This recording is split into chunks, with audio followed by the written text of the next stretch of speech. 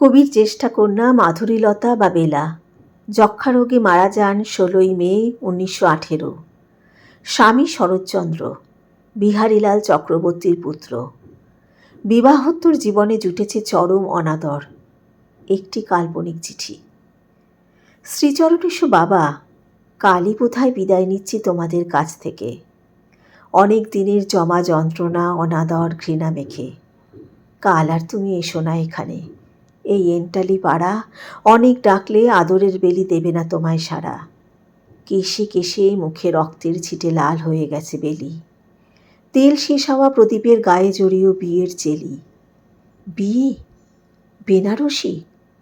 ১০,০০০ টাকা অনায়াসে মেনে নিলে? জামাই কেনার যন্ত্রণা জানি মেরেছিল দিলে দিলে। সাধের আসনে সঁপে দিলে শেষে সাধের মাধুরীলতা।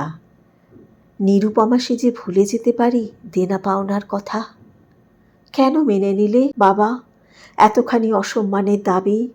ভাসান হয়েছে আনন্দ আর আসান সুখের চাবি। বিলেতে পড়ানো, ব্যারিস্টারি বা সম্পত্তির ভাগ, দুহাতে বিলিয়ে কপালে জুটেছে অসম্মানের দাগ। পৃথিবী তোমাকে সম্মান করে।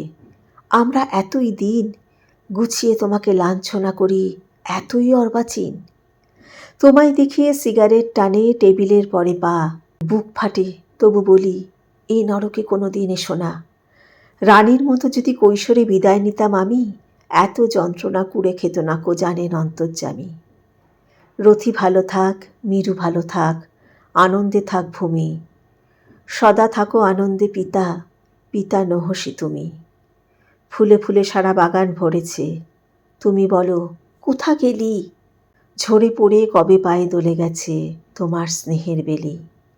ইতি বেলি, ১৫ই মে ১৯১৮।